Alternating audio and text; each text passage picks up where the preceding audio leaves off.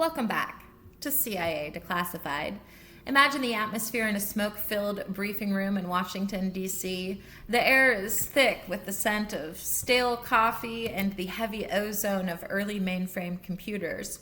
Maps of the Balkans are pinned to the walls, crisscrossed with red yarn, marking the perceived weakness of the Soviet perimeter. Outside, the world is shivering under the first real frost of the Cold War, but inside, the planners are sweating over a map of the Accroceraunian range.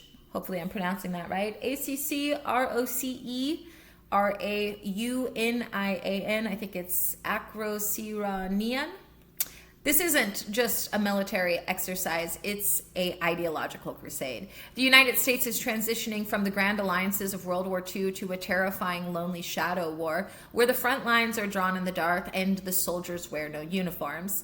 Every man in that room knows that if they can flip Albania, the entire Soviet satellite system might begin to unravel like a loose thread on a cheap suit. The setting shifts to a clandestine airfield in Italy. It's 3 a.m., and the Mediterranean mist is so thick that you can taste the salt on your tongue. A group of Albanian exiles, men who have lost their homes, their families, and their country to the Enver Hoxha regime, standing in the tall grass, checking the tension on their parachute harnesses. These are the fallen sky agents. They are fueled by a volatile mixture of patriotic fervor and a desperate gnawing hope that the Americans can truly perform miracles. They don't know that their names are already typed on a list in a Kremlin safe. They don't know that the very silk ladders they are about to climb into the sky have been sabotaged by a pencil-pushing traitor in London. They are jumping into a nightmare of limestone and lead, trusting in a technology that is still experimental and a government that is still learning how to lie. As the C-47 roars to life, vibrating the very marrow in their bones, the agents climb into the dark belly of the beast. The interior of the plane is a cavern of rattling rivets and dim red lights. No one speaks. The only sound is the mechanical scream of the engines and the wind whipping through the jump door seals.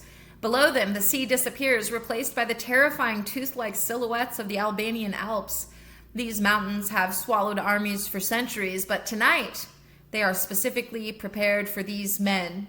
The Sigurimi, the Albanian secret police, are not just on patrol, they are positioned. They are huddled in the scrub brush, their fingers numb against the cold steel of their triggers, watching the stars and waiting for the telltale white blossoms of parachutes to bloom in the moonlight. The trap is set, the bait is in the air, and the fallen sky is about to become a literal graveyard. Why HAIDEE? In the cryptic lexicon of the Office of Policy Coordination, names were rarely random. Research indicates the designation was drawn from Lord Byron's epic poem Don Juan, where HAIDEE is the beautiful daughter of an Albanian pirate.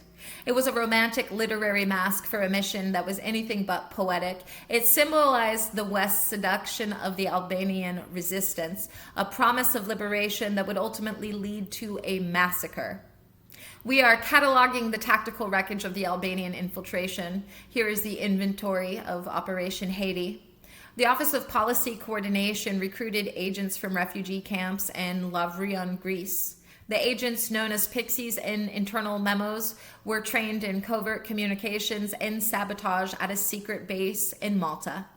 Records show that Kim Philby, acting as an MI6 liaison in Washington, had access to every coordinate of the HAIDEE drop zones, and he merrily provided them. The Sigurimi utilized radio games, capturing agent radios and mimicking their signals to lure more teams into traps. Documentation confirms that the CIA utilized blind drops where supplies were parachuted into areas with no ground reception to test local loyalty. The Mati region was chosen because it was the ancestral home of an exiled King Zag, assuming his loyalists would rise up. Historical records verify that over 300 agents and civilians were killed or executed as a result of Kim Philby's traitorism. The agency utilized C-47 aircraft with muffled exhaust systems to minimize acoustic detection during the overflights. The project utilized night vision signaling devices that were primitive predecessors to modern IR strobes. Records show the CIA established a front company called Overseas Southeast Asia Supply to mask the purchase of paramilitary gear. The Sigurimi organized fake resistance cells to meet the agents upon landing and escort them directly to prisons. Documentation confirms the use of cyanide L pills issued to every HAIDEE operative for use upon capture. The agency used skyhook technology and later desperate attempts to extract survivors from the mountain ridges. Records verify that the British Admiralty provided covert naval support for maritime infiltrations during the project. The CIA utilized psychological profile testing on the exiles to determine their susceptibility to interrogation. Internal memos describe the Mahdi drop zone as a tactical ambush basin due to its enclosed geography. The project developed lightweight, high-calorie field rations specifically for the Albanian mountain range. Records show the Sigurimi used bloodhounds provided by East German advisors to track agents through the forest. The agency experimented with leaflet bombs dropped alongside agents to spread pro-ZAG propaganda. Documentation confirms that several HAIDEE agents were former members of the Bali Kombatar resistance movement. It's spelled BALLI-KOMBETAR with an accent agu directly above the E. The CIA maintained a black budget office in Athens solely to manage the logistics of Project Fiend, which was part of this project. Records verify that the Soviet MGB, the precursor to the KGB, personally oversaw the interrogation of HAIDEE survivors. The agency utilized false flag radio broadcasts to trick Albanian military units into thinking a coup was underway. Documentation shows the project used encrypted one-time pads for all ground-to-air communications. Records confirm that the failure of HAIDEE led to the official dismissal of the rollback doctrine in the Balkans.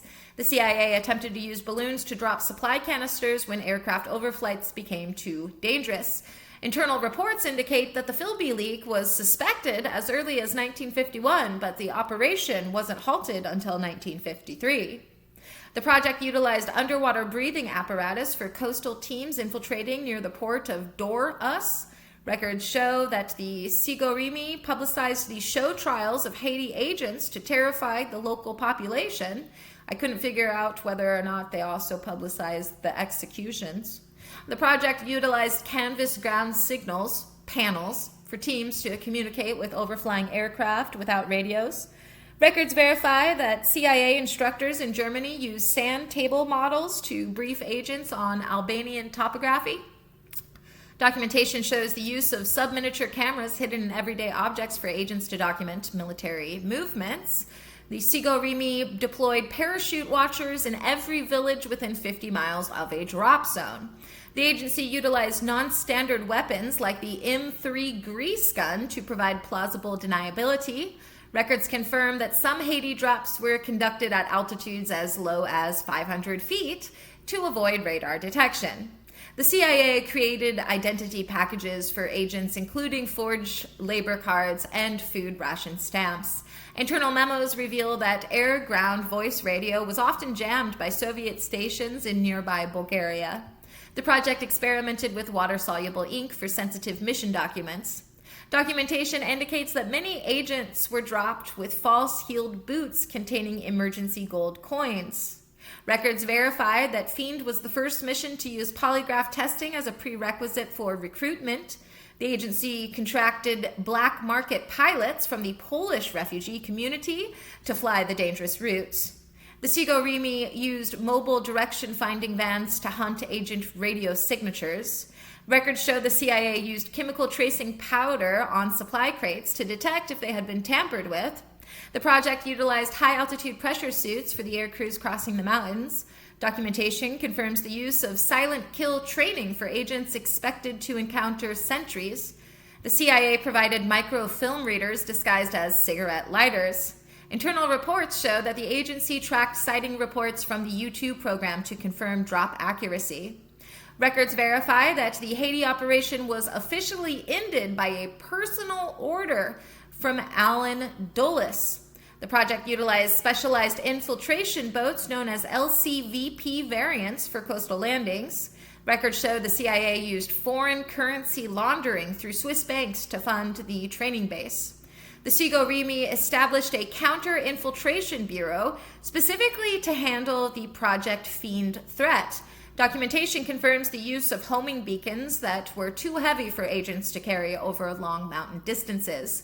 The agency utilized aerial photogrammetry to create detailed maps of the region.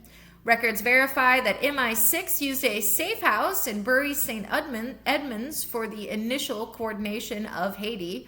The CIA issued agents weather-resistant encrypted code books printed on synthetic paper.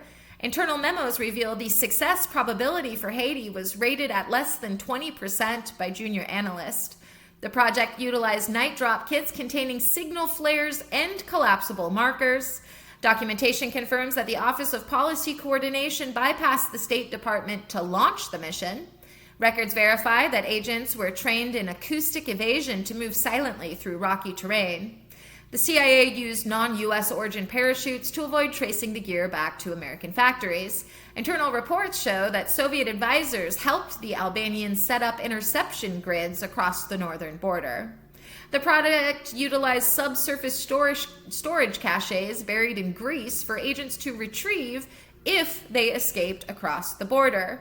Records confirm that HAIDEE agents were required to pass a political indoctrination course before deployment. Documentation indicates that aerial reconnaissance cameras were mounted on the C-47s to record the drop success. The agency utilized inert gas welding on supply canisters to ensure they remained watertight in high-humidity mountain caches. Records verify that the final HAIDEE mission took place in the summer of 1953, weeks after Philby's removal. Now for quotes. This one is from Kim Philby, the traitor himself. It says, "I was serving the interests of the Soviet Union, ... Even if it caused their deaths, I have no regrets." Here's another quote from Kim Philby. This is a declassified MI6 briefing. "The agents we sent into Albania were armed men intent on murder, ... They knew the risk they were running." A quote from Albert Lelouchi, an intelligence historian. "It was the first paramilitary operation in the history of the agency, ... and its most dismal failure." A quote attributed to a CIA officer in a 1952 internal memo, but his name is crossed out. "We are throwing these men into a meat grinder, and we are the ones turning the handle." That's so harsh. It's a good quote. Another quote, this is an excerpt from a survivor's debrief, declassified in 1988, but again, no name provided. "Every drop zone was a reception committee. They were waiting for us like we had sent them an invitation." Quote from the CIA Office of Policy Coordination, "The failure of HAIDEE was not a failure of courage, but a failure of security at the highest levels of the Atlantic Alliance." A quote from a former HAIDEE agent during a 1990 retrospective interview, but again, the name is redacted. "We were jumping into the arms of the secret police, and the parachutes were the only thing that worked as promised." Quote from a declassified CIA internal critique dated 1954. "The Albanian operation proved that without local intelligence support, air power and money are just noise in the wind." And then a quote that's attributed to James Angleton, a CIA counterintelligence chief. "Trust was our greatest currency, and Philby was the man who devalued it to zero." End quote. Even 70 years later, the after-action reports for HAIDEE contain massive blackout zones. The most significant redactions are found in the document titled Summary of Liaison Compromise, the Philby Impact Study, specifically in Section 4, Tactical Damage Assessment. This section consists of approximately 142 pages that are almost entirely redacted. What's hiding behind those black bars? I think these redactions cover a double betrayal theory. I think the CIA realized Philby was a mole as early as 1951, but allowed several HAIDEE missions to proceed to feed the leak and confirm his identity, effectively using the Albanian agents as human bait. I think the redactions likely hide the identities of stay-behind networks, Albanians who were never captured and may have lived their entire lives under deep cover identities, potentially even holding positions within the government. I also think the most sensitive redacted pages contain the specific acoustic profiles of the clandestine C-47s, data that would still reveal how the military hides aircraft signatures from ground-based sensors today. When a mission fails this catastrophically, the theories turn radioactive. For instance, there's the sacrificial lamb theory. Some speculate that Operation HAIDEE was never intended to succeed. The theory suggests the CIA intentionally leaked the coordinates to the Soviets to distract them from a much more sensitive operation occurring simultaneously in Poland. In this view, the fallen sky agents were a tactical diversion meant to exhaust the secret police's resources while the real assets moved undetected elsewhere. This theory gained traction when declassified logs showed a significant spike in Polish border activity on the exact nights of the HAIDEE drops. Proponents argue that the exiles were expendable pawns in a larger geopolitical chess match where the Balkans were merely a distraction from the Baltic. Then there's the psychological trigger speculation. It's a persistent belief that the agency used the HAIDEE drops to test early frequency-based conditioning. Theorists argue the radio static heard by the agents wasn't interference, but infrasonic signals designed to induce a state of hypersuggestibility or combat trance in the operatives, making them more compliant during interrogation if captured. The goal was to see if an agent could be programmed to transmit specific false data even under extreme torture. This speculation points to the strange, repetitive nature of the radio messages sent by captured agents, which some analysts believe contain trigger words that would activate psychological subroutines in the recipients back at the Malta base. Then there's the Vatican connection, a fringe theory that suggests that the gold of the exiled king and his hidden wealth was actually recovered by a HAIDEE team and funneled back to the Vatican to fund anti-communist movements in Italy. Proponents claim the mountain survival aspect was a cover for a high-stakes treasure hunt in the Albanian Alps. They suggest that the supply crates dropped in the mountains weren't full of guns, but were empty containers meant to be filled with royal bullion and smuggled across the sea by fishing boats. This would explain why some HAIDEE missions took place in areas with zero strategic military value but significant historical royal significance. Then there's the infiltration by design theory. It's a dark speculation that the agency actually wanted the agents captured to infect the Soviet interrogation system with misinformation. The theory suggests the agents were given false core memories via early MK-Ultra techniques so that when they were tortured, they would reveal secrets about a non-existent nuclear facility in Greece, leading the Soviets on a multi-million-dollar wild goose chase. This theory proposes that the cyanide pills were actually placebos, ensuring the agents survived the capture to deliver their mental virus. By saturating the MGB, the precursor to the KGB, with high quality but fundamentally false intelligence, the CIA hoped to degrade the reliability of the entire Soviet intelligence pipeline. And then there is the Philby is a triple agent theory. It's a bit more complex, and it posits that Kim was actually working for a third hidden force, a group of internationalist elites who wanted both the US and the USSR to exhaust themselves in proxy wars. According to this view, Philby's betrayal of HAIDEE was designed to ensure the Cold War remained frozen by preventing a Western victory in Albania that might have triggered a hot war. By sabotaging the mission, he maintained the status quo, ensuring that both superpowers remained in a state of perpetual profitable tension. This theory suggests that the leaks were carefully metered to maximize death but minimize escalation. Was Operation HAIDEE a success? Tactically, it was a blood-soaked catastrophe. Every objective failed. Every single one. The uprising never happened, the networks were rolled up, and the agency's reputation in the Balkans was decimated. The loss of life was staggering, and the reception committees of the Sigurimi proved that paramilitary force alone cannot overcome a compromised intelligence stream. Tactically, it served as a brutal stress test for the agency's logistics, revealing that their over-the-horizon capabilities were nowhere near ready for the complexity of the Soviet bloc.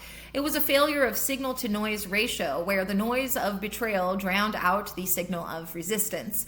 The agency learned the hard way that a single human intelligence failure in London can negate millions of dollars of hardware in the mountains. Strategically, it was a hard-won lesson.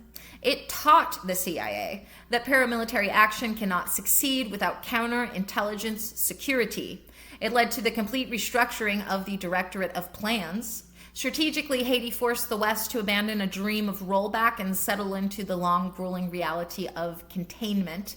It proved that a small, hermetic police state like Albania could be effectively hardened against external infiltration, shifting the CIA's focus from guerrilla warfare to deep cover espionage and technical collection.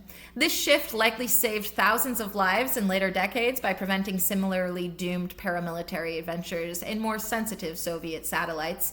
The mission served as the funeral pyre for the romantic notions of World War II-era resistance, birthing the cold, calculated professionalization of modern clandestine service.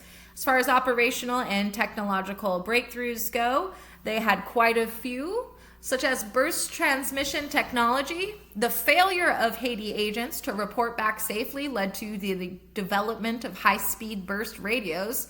This technology evolved into the LPI communications used by special forces today. Modern digital frequency hopping radios allow operators to transmit massive amounts of data in milliseconds, making it impossible for adversaries to direction find their location. The intelligence community uses this today to allow agents in hostile environments to upload photos and data via satellite in microbursts that are indistinguishable from background electronic noise. In the military, burst links are the backbone of secure battlefield management systems, ensuring that even under heavy electronic warfare jamming, a commander's orders reach the squad level in uninterceptable flashes. Psychological screening protocols. The betrayal by Philby forced a total overhaul of how the agency vets liaison partners. This birthed the modern CI polygraph and lifestyle vetting system used across the intelligence community today. These protocols are used to protect the supply chain of our intelligence, ensuring that third-party contractors and foreign allies aren't digital moles for adversarial AI systems. The military uses these insider threat algorithms to monitor the digital behavior of personnel with high-level clearances, flagging anomalies in data access that might indicate a mole or a compromised asset. It is the cornerstone of zero-trust security architecture, now mandated across all sensitive government networks. Air resupply ballistics. The inaccuracy of the Haiti drops led to the invention of steerable cargo parachutes. This is the direct ancestor of JPADS, Joint Precision Airdrop System. Using GPS-guided fins, modern cargo can be dropped from 25,000 feet and land within meters of a target. This allows current clandestine resupply missions to stay well out of range of enemy anti-war systems while still delivering aid to denied areas like conflict zones where ground access is blocked. The military uses this for expedited logistics, dropping critical fuel and ammo to isolated units without risking a cargo plane and low-altitude flight. The intelligence community utilizes sub-meter precision drops to deliver specialized tech to operatives in deep cover locations without ever needing a face-to-face meeting. Non-acoustic infiltration analysis. The detection of the C-47s led to the first serious research into low observable aircraft profiles. The data gathered from Haiti's failures helped inform the development of quiet propeller technology and eventually the stealth platforms used today, like the MQ-9 Reaper drones. These allow for over-the-horizon surveillance and insertion without the telltale roar that alerted the Albanian police. Modern silent flight technology is used by the military for high-altitude, long-endurance hail drones that can loiter over a target for 24 hours without being detected by the naked ear. This acoustic invisibility is critical for the intelligence community in monitoring cross-border movements of terrorist groups without triggering early warning systems. The fallen sky reminds us that in the world of intelligence, the most dangerous ghost is the one sitting in the office next to you. Operation HAIDEE remains a haunting reminder of the cost of arrogance and the fragility of trust. When we look back at those men standing in the midst of an Italian airfield, we aren't just looking at history, we are looking at the birth of the modern intelligence age. It was the moment the agency stopped being a collection of talented amateurs and became a professional machine, fueled by the cold realization that a single leak is more lethal than 1,000 enemy soldiers. The legacy of HAIDEE is written in the blood of those who fell in the Mati Basin, but it is also coded into every secure firewall and encrypted link we use today. We learned that the human factor is always the weakest link in the chain. Every time a modern analyst checks their credentials or a soldier waits for a GPS-guided drop, they are benefiting from the failures of 1949. The operation proved that you cannot liberate a people by dropping men into a void of your own making. Liberation requires a bridge of truth, not a parachute of lies. As the years pass, the mountains of Albania remain silent, their limestone ridges hiding the remains of those the West forgot. But the agency doesn't forget. In the silent halls of Langley, the lessons of HAIDEE are whispered as a warning. They serve as a permanent reminder that the most sophisticated technology in the world is useless if the man holding the map has already sold the destination. The fallen sky was a tragedy, yes, but it was also a crucible, the place where the fire of betrayal forged the steel of modern security. Thanks for listening. Watch the ridgeline, trust no one but the static, and remember, in the mountains of betrayal, the only thing that falls faster than a shadow is the truth. Join us next time as we examine MK Zorro, the agency's terrifying descent into the world of aerosolized nightmares. Imagine a battlefield where the enemy doesn't shoot to kill but sprays to confuse, where a fine mist of visual hallucinogens causes total spatial disorientation, turning elite soldiers into terrified children who can no longer tell the difference between a floor and a wall. We'll investigate the secret rainbow mist experiments conducted in the heart of American cities, the safe house dosing that shattered the minds of unwitting subjects, and the chilling search for a chemical flashbang that could end a war by erasing the enemy's grip on reality. It is a story of science gone rogue, where the only thing more dangerous than the drugs was the men who believed they could control them. Join us next time for the hallucination haze. In the meantime, I'll see you in the archives.